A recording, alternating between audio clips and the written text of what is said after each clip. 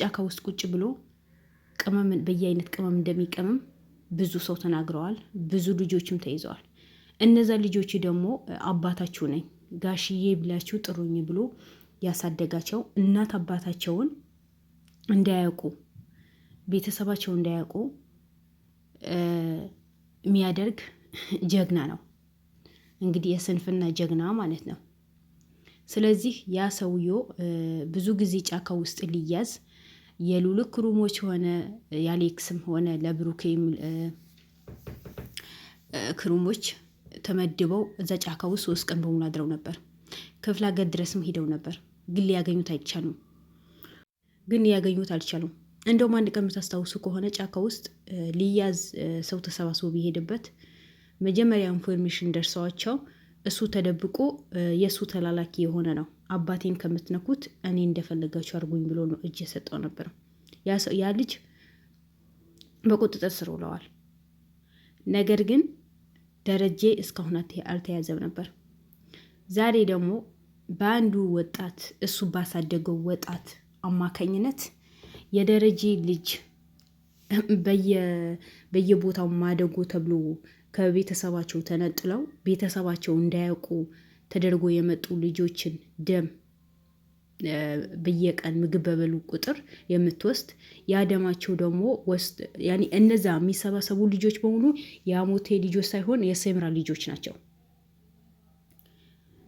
ከማደጎ የመጣችው እናት አባት የላቸውም ተብሎ አቶ ደጀ የሚያሳደጋቸው የሰምራ ልጆች ናቸው እንጂ የአሞቴ ልጆች አይደሉም።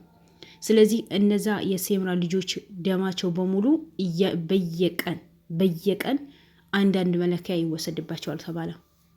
ከዛ በኋላ ያ ደም በየስማቸውን ይቀመጥና ከዛ ከተቀመመው የሚቀመመው መድኃኒት በዛኛው ደሞውን ይቀመማል ነው የተባለው። እንዴት ወዴት እኔ አላቅም። እንግዲህ ይሄ ምንድነው ሴጣን አምላኪዎችና ጂኒ አምላኪዎችን እነሱ ነው የሚያውቁት። እኔ ማቀው ነገር የለም። እኔ ምንም ማቀው ነገር እንደዛ ነው የተባለው። ስለዚህ ከነዛ ደም በየቀን ከሚወሰድባቸው ልጆች አንዱ ነው ዛሬ ይህን ያህል ምስጢር ያወጣው። ዛሬ ያ ልጅ በአሌክስ ቁጥጥር ስር ነው የዋለው። ማለት በክፋት ሳይሆን ከእነሱ ጋር እንዲኖር እነሱን እንዲጠብቁት ጠበቃ ተደርጎለት ቤት ተከራይተውለት እነሱ ጋር ነው ያለው። የአቶ ደረጀ ዋና ደም ምንድናት ነርስ ነኝ ብላ በእነዚህ ልጆች በየቀን ምግብን እንደበሉ ከጨረሱ በኋላ ደም የምትወስድባቸው ልጅ የአቶ ደረጀ ልጅ እሷም የጎዳና ተዳዳሪ ነበረች። እሷ አንስቶ ነው ያሳደገኝ ነው ያለችው። ስለዚህ እሷ ናት ደም በየቀን የምትወስድባቸው ነበረው። እሷ ልጅ ዛሬ በቁጥጥር ስር ውላለች። እንኳን ደስ አላችሁ ውድ ቤተሰቦች። እያንዳንዳቸው በሰው ላይ ግፍ የሚሰሩ ሰዎች እያንዳንዳቸው ይለቀማሉ። እያንዳንዳቸው የእጃቸው ያገኛሉ።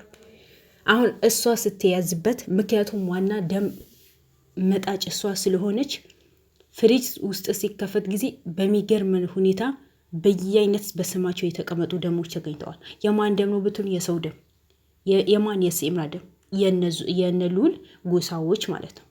ማን ነው ይሄ የሚያደርገው? የአሞቴ ጎሳ የሆነ ጫካ ውስጥ ቁጭ ብሎ ቅመም ይቀማል የተባለ የተረገመ ደረጀ የሚባለው። ግን እሷ ዛሬ ምን አለች? አባቴ ጥሩ ሰው ነው፣ ታታሪ ሰው ነው፣ ለሰውን የሚያዝን የልጆችን የሚያበላ የተቸገሩ የሚረዳ ስራ የሌላቸው ስራ የሚሰጥ ጀግና አባት ነው ያለኝ ነው ያለችው። ግን እሷ ጀግና አባቷ አይደለም። በየቦታው በሄደበት ቦታ በሙሉ ሴቶችን የሚያስረግዝ፣ ሴቶቹ ሲያረግዙ ጊዜ ልጁን እንዳይወልዱት የሱ ልጅ ነው ተብሎ እንዳይጠራ መድኃኒት ሰጥተዋቸው ልጁ እንዲወርድ የሚያደርግ ቢያንስ የደረጀ ሚስቶች ናቸው። የደረጀ ሚስቶች ነን ብለው ከአንድ ሁለትም ሶስትም አይተናል። የሚገርማቸው ነገር ዛሬ ግን እሷ 4 ልጆች ብቻ ነን፣ ሌሎቹ ደርሷቸው ወጡ፣ እኔ ነኝ እዚህ ያለሁት። ስለዚህ ልጁ ያንዳንዱ ነገር ምን እንደሚያደርጉት አንድ ነገር ካስቸገሩ ጨለማ ክፍል ይቀመጡና እነዛ ልጆች ይቀጣሉ። ለ3 ቀን በሙሉ ምግብ አይሰጣቸውም። ውሃ የሚባል ነገር አይጠጡም። ጋሺ ብሎ ካልጠሩ ጭራሽ ምግብ የሚባል ነገር አይሰጣቸውም። ያ የተሰጣቸው ምግብ ሰውነታቸው በሰውነታቸው ሳይሰራጭ ጭጓራቸው እንኳን ሳይፈጅ ነው ደም የሚወሰድባቸው።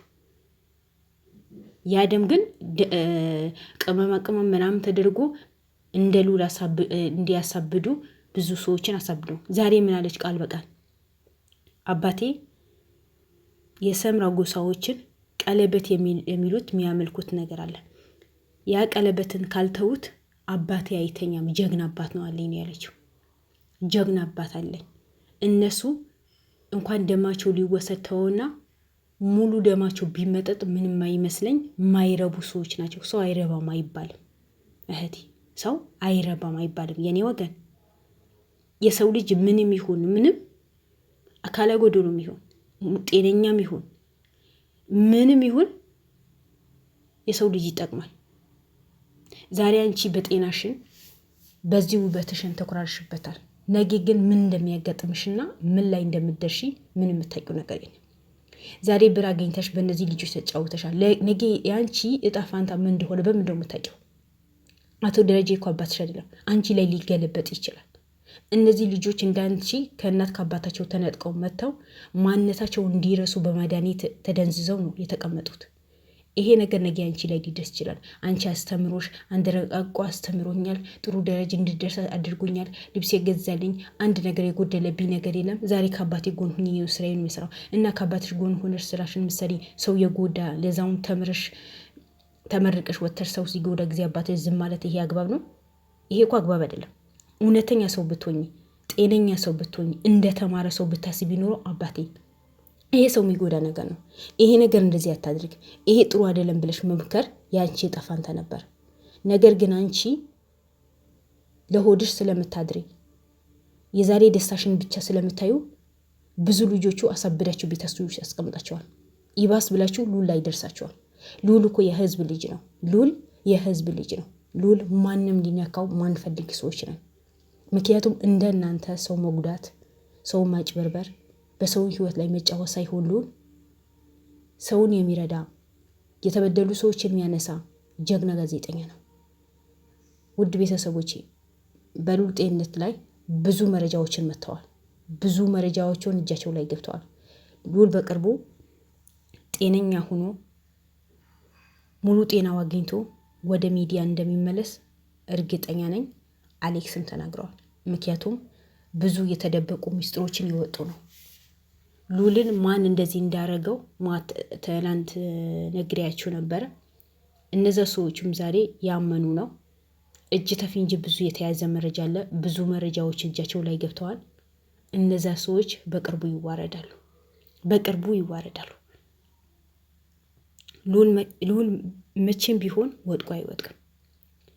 ሉል ፈጣሪን ይዞ ከተጓዘ መቼም ቢሆን ወደ ኋላ አይቀርም። ይብላኝ ለእናንተ እንጂ ሉልን ለመጣል፣ ሉልን ወደ ኋላ ለማስቀረት፣ ሉልን ለማጥፋት ትናንት ተጣልተናል ብላችሁ ዛሬ ተወያይታችሁ አንድ ላይ ሆናችሁ ሉልን ለማጥፋት አንድ የምትሆኑ ሰዎች ራሳችሁ ትጠፋላችሁ እንጂ ሉልን ይኖራታል። እና እቺ ልጅ ማናት? ከእነሱ አንደኛዋ ናት። ከእነሱ ጋር ተቀላቀላ ባሰራም እነሱ የሚያደርጉት ድርጊት በሆኑ እቺ ከአባቷ አደጋ ነው የምታረገው። እያንዳንዱ ነገር የአባቷ መረጃ የሰጠች እዛ ጋር የሚመጡ ልጆች ይብሉ አይብሉ፣ ጤነኛ የሆኑ አይሆኑ፣ ይደክማቸው አይደክማቸው ምን እንዲሆነ ሳታቅ ደም መምጠጥ ብቻ ነው ስራዋ። ለስሙ ነርስ ናት፣ ግን ደማቸው የመጠጠች ልጆቹ ወደኋላ የምታስቀር ጀግና ናት። አባቴ ይክዱታል፣ ከሃዲ ናቸው። እኛ ጋር የበሉ በሆኑ እንዳለ ሰውን የሚክዱ ናቸው። ዛሬ እንደዚህ አፍህ ሞልተህ ተናግረሃል አሳይሃለሁ ማለት በቃ እንደገና ልጁ አግኝቸው ጨለማ ቤት ውስጥ ልትወረውረው እኮ ነው።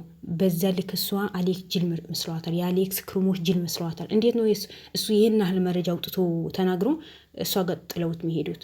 እነሱም እኮ ውር አይደሉ፣ ያውቃሉ። እንኳን እንደዚህ መረጃ ጥሩ ጥሩ መረጃ የተናገረ ሰው ተይውና ማንኛውም ሰው እንኳን ጥሎ ማይወጡ ሰዎች ናቸው። ይህን ያህል ዋጋ የሚከፍሉት ለሉል ብለው ነው እንጂ ለማንም አይደለም። ምክንያቱም ሉል ያልሰራውን የተሰራበት፣ ያላደረገው ነው የተደረገበት። ልፋቱ በሙሉ ወደ ኋላ አስቀርቶ ለእነሱ ብሎ በሮጠበት ዛሬ ሉልን የቤት ባለቤት አድርገውታል። ቤት እንዲቀመጥ አድርገውታል። እንዲታመም አድርገውታል። ራሱ እንዳያውቅ አድርገውታል። ቤተሰቡ ለይቶ እንዳያውቅ አድርገውታል። በምን? ይሄ በሚቀመሙት ቅመም ምን ጊዜ አግኝተውት እንዳቀመሱት ራሳቸው ነው የሚያውቁት። ለነገሩ ጠላት እኮ ተኝቶ አያድርም። በሆነ አጋጣሚ አግኝተውት ይሆናል። ግን እንደነሱ ፍቃድ ሳይሆን እንደ አላህ ፍቃድ ስለሆነ ልዑልን ይሻለዋል። በ100% እርግጠኛ ነኝ ተሽሎ በቅርብ ወደ ሚዲያው ይመጣል። ውድ ቤተሰቦች በርቱ። ክርስቲያን የሆናችሁ ሙስሊም የሆናችሁ ዱዓ አድርጉ፣ ጸሎትም አድርጉለት። ልዑል በቅርቡ ወደ ሚዲያው መጥቶ እነዚህ በየቦታው አፋቸው የከፈቱ ሰዎች በሙሉ ለእሱ እንሰራለታለን፣ እሱን ወደኋላ እናስቀራለን፣ እሱ አይድንም ያሉ ህዝቦች በሙሉ በቅርቡ እንደሚዋረዱ በ100% እርግጠኛ ነኝ። አሁንም ቢሆን ይዋረዳሉ። ምክንያቱም በየቦታው መረጃ የተገኘ ነው፣ በየቦታው መረጃ የተያዘ ነው። ሚስጥራቸው በሙሉ የወጡ ነው። እነሱ እንደፈለጉ ይሆኑ፣ ግን ልዑልን ይተዉት።